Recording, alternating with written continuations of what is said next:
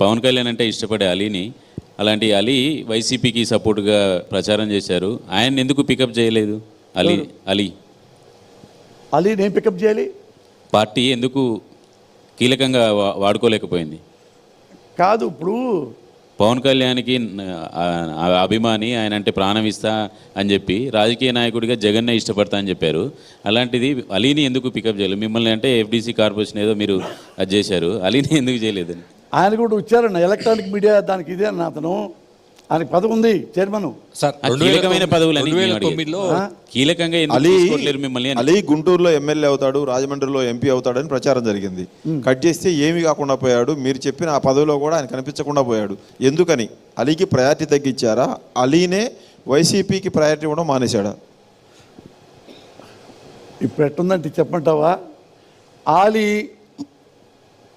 నా దగ్గరికి వచ్చాడు.